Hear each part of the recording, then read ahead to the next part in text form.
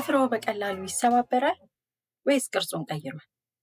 አፈር፣ በረዶ ወይም ኖራ የመብላት እንግዳ ስሜት አጋጥሞታል ወይስ ሁልጊዜ የማዞርና ከፍተኛ የድካም ስሜት ይሰማዎታል? እንግዲያውስ እንኳን ደህና መጡ። ይህ ሚስጥረ ጤና ነው። ለዚህ ቻናል አዲስ ከሆኑ ሰብስክራይብ በማድረግ ቤተሰብ ሆነን እንጀምር። ብዙዎቻችን እነዚህ ምልክቶች ከቀላል ልማድ ወይም ምግብ ካለመብላት ጋር ብቻ እናገናኛቸዋለን። ነገሩ ግን በጣም አስገራሚ ነው። ለሰውነታችን እጅግ አስፈላጊ የሆነው አይረን ወይም የብረት ማዕድን በሰውነታችን ውስጥ ሲቀንስ ሰውነታችን በእነዚህ እንግዳ መንገዶች ምልክትን ይሰጠናል። ዛሬ በሚስጥረ ጤና ቻናላችን በዓለም ላይ እጅግ በጣም የተለመደ የሆነውንና በተለይ ሴቶችና ህፃናትን በብዛት ስለሚያጠቃው አይረን ዲፊሽንሲ አኒሚያ ወይም የአይረን እጥረት ደም ማነስ ምንነት፣ ዋና ዋና ምልክቶቹንና መፍትሄዎቹን በዝርዝር እናያለን። እስከ መጨረሻው አብራችሁን በመሆን ላይክ እና ሼር ማድረጎን አይርሱ። አይረን ወይም የብረት ማዕድን ምንድን ነው? ሂሞግሎቢን የተባለው የደም ሴል ፕሮቲን ኦክሲጅንን ከሳምባችን ጭኖ ወደ መላው አካላችንና አንጎላችን ያደርሳል። በዚህ ሂደት ውስጥ ታዲያ አይረን እንደ ዋና ሞተር ሆኖ ያገለግላል። አይረን በሰውነታችን ውስጥ ሲያንስ ይህ ወሳኝ ተግባር ይስተጓጎላል። በዚህ ጊዜ ነው እንግዲህ የአይረን እጥረት ደም ማነስ የምንለው ችግር የሚከሰተው። ሊያስተውሏችሁ የሚገቡ ዋና ዋና ምልክቶች። የአይረን እጥረት በሚኖርበት ጊዜ ለሰውነታችን ኦክሲጅን በበቂ ሁኔታ መሰራጨት ስለማይችል የሚከተሉትን ግልጽ ምልክቶች እናያለን።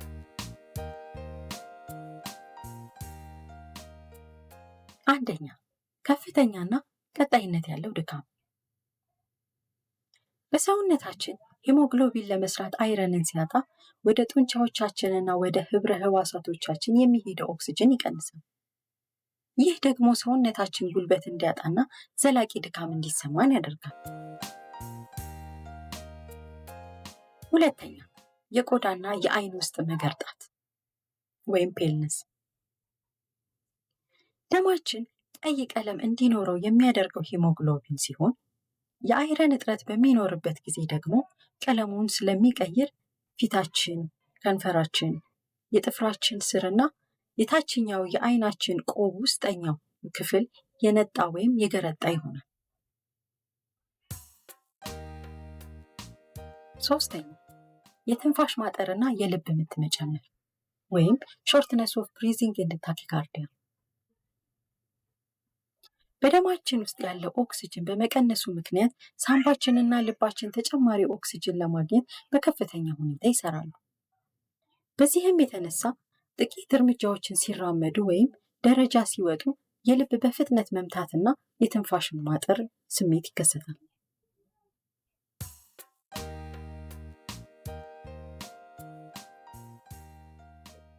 አራተኛ፣ ሄዴክስ ኤንድ ዲዝነስ ወይም የራስ ምታትና የማዞር ስሜት። ለአንጎላችን የሚደርሰው ኦክሲጅን ሲቀንስ በአንጎል ውስጥ ያሉ የደም ስሮች እንዲያብጡ ያደርጋል። ይህም ተደጋጋሚ የራስ ምታትና ሚዛን የማጣት ወይም የማዞር ስሜትን ያስከትላል። አምስተኛ፣ የጥፍር መሰባበርና የቅርጽ መለወጥ። በመጀመሪያ ደረጃ ጥፍር በቀላሉ የመሰባበር ባህሪ ያሳያል። እጥረቱ እየቆየ ሲሄድ ግን ጥፍራችን መሃሉ ጎድጉዶ ጫፎቹ ወደ ላይ የሚወጡበት የማንኪያ ቅርጽ ወይም ስፖን ሼፕ ይይዛል።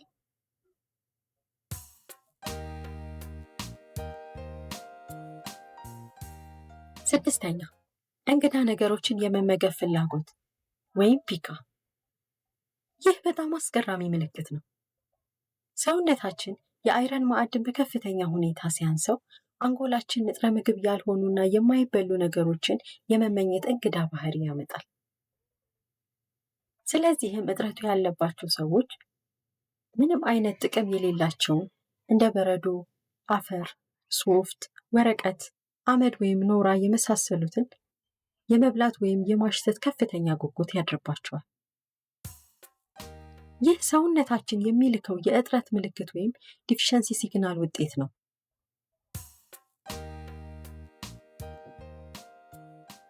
መፍትሄዎቹና የአመጋገብ ስርዓት። የአይረን እጥረት የደም ማነስ ምልክቶችን ካየን አሁን ደግሞ ሁላችንም ልናውቀው ወደሚገባው ዋናው መፍትሄ እንምጣ። ከዛ በፊት ግን ሰብስክራይብ በማድረግ ቤተሰባችን ይሁኑ። ለሁሉም እንዲደርስም ላይክ እና ሼር ማድረግዎን አይርሱ። ይህን ችግር ለመከላከልና ለማከም የመጀመሪያውና ትልቁ መፍትሄ የአመጋገብ ስርዓታችንን ማስተካከል ነው። በምግባችን ውስጥ የምናገኘው አይረን በሁለት ዋና ዋና ክፍሎች ከፍለን ማየት እንችላለን። ሄም አይረን እና ነን ሄም አይረን።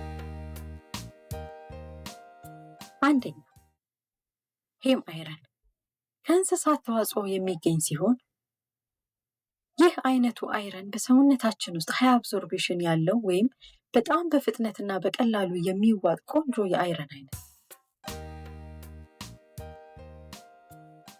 ቀይ ስጋና ጉበት።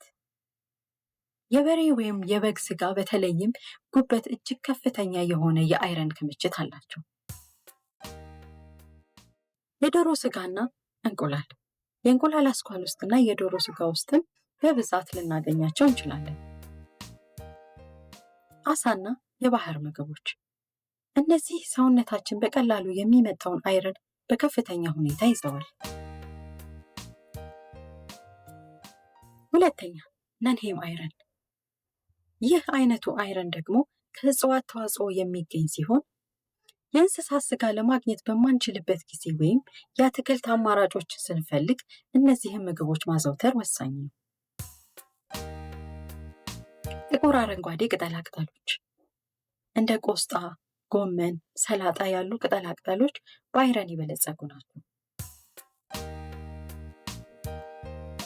ጥራጥሬዎች ባቄላ፣ አተር፣ ምስርና ሽምብራ በጣም ጥሩ የአይረን አማራጮች ናቸው።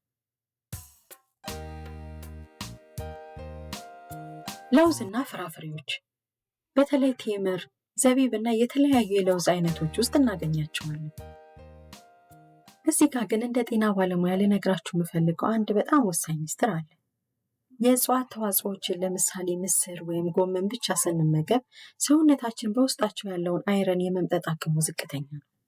ይህንን የመምጠጥ አቅም ለመጨመር ደግሞ የሚከተሉትን 3 ወሳኝ ነገሮች ማድረግ ይኖርብናል።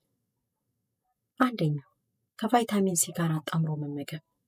አይረን ያላቸው ምግቦች ስንመገብ አብረን እንደ ሎሚ፣ ብርቱካን፣ ፓፓያ ወይም ቲማቲም ያሉ የቫይታሚን ሲ ይዘቶችን ከተጠቀምን ሰውነታችን በቀላሉ አይረኑን እንዲመጥ ወይም አብዞርብ እንዲያደርግ በከፍተኛ ሁኔታ ይረዳዋል። ለምሳሌ ምስር ወጥ ላይ ሎሚ ጨምቆ መመገብ እጅግ በጣም ጠቃሚ ልምድ ነው። ሁለተኛ፣ ከምግብ በኋላ ወዲያው ሻይ ወይ ቡና አለመጠጣት። ይህ በማህበረሰባችን ውስጥ የተለመደ ትልቅ ስህተት ነው። በሻይና በቡና ውስጥ ያሉ ንጥረ ነገሮች ወይም ታኒንስ ሰውነታችን በተመገብነው ምግብ ውስጥ ያለውን አይረን እንዳይመጣ ያግደዋል። ስለዚህ ከምግብ በኋላ ቢያንስ ለ1 ሰዓት ያህል ቆይተን መጠጣት ይኖርብናል። ሶስተኛ፣ የህክምና ማሟያዎችን ወይም ሰፕሊመንትን መውሰድ። የአይረን እጥረቱ ከፍተኛ በሚሆንበት ጊዜ በአመጋገብ ብቻ ደምን በፍጥነት መተካት አስቸጋሪ ሊሆን ይችላል። በዚህ ጊዜ ወደ ህክምና ተቋም በመሄድ በሐኪም ትዕዛዝ የሚሰጡ አይረን ሰፕሊመንትን በአግባቡ መውሰድ ያስፈልጋል። እዚህ ጋር ግን ኪኒኑን በሚወስዱበት ጊዜ የሆድ ህመም፣ የማቅለሽለሽ ወይም የሰገራ ቀለም መቀየር የተለመደ የጎንዮሽ ጉዳት ስለሆነ ከሐኪሞ ጋር እየተማከሩ መቀጠል ይኖርብናል። በአጠቃላይ ጥፍራችሁ የሚሰባበር፣ ሁልጊዜ የድካም ስሜት የሚሰማችሁ ወይም እንግዳ ነገሮችን የመብላት ፍላጎት ካጋጠማችሁ በፍጥነት ወደ ህክምና ተቋም በመሄድ የሲቢሲ ወይም ሙሉ የደም ምርመራ ማድረጋችሁን አትርሱ። የዛሬው መረጃችን ይህን ይመስል ነበር። ይህ የሚስጥረ ጤና ቪዲዮ ጠቃሚ ሆኖ ካገኛችሁት ላይክ እና ለምትወዷቸው ሁሉ ሼር ማድረጋችሁን አትርሱ።